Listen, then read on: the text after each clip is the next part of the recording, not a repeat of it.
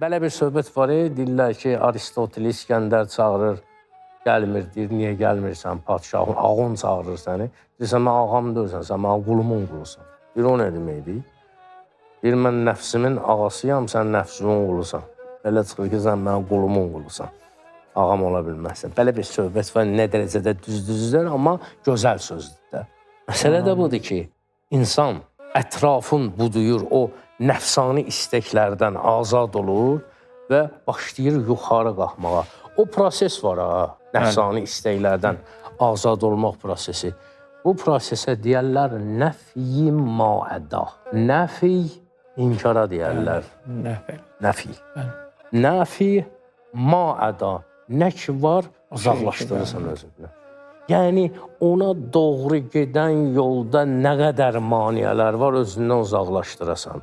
Bu prosesə nəfi maəda deyirlər. Yəni, nə ki var dünyəvi, cismani, hər şey geçsin ki, Füzuli deyir ki, ya Rəbbələ eşq ilə qılavşina məni o qəzəndə deyir ki, öylə zəif qıl tənimi firqətündə ki, sənin ayrılığında elə məni zəiflət ki, mümkün ola vəsliyinə getirmək səba məni, soğan qabığı kimi küləyə götürsün, apırsın məni onun yanına, rahat gedin bu yolu. Orada hansı yüngüllükdən gedirsə, yəni dünya ilə bağlı olmamaq yüngül, yəni ürəyində dünya həvəsi adında bir yük olmasın. Onda gedib çıxacaqsan ora. Ona görə həmən qəzəldə Füzuli deyir ki, eşq-i kilki, eşqin yəni qələmi, eşq-i kilki xət çəkib, hərfi vücudi aşiqə.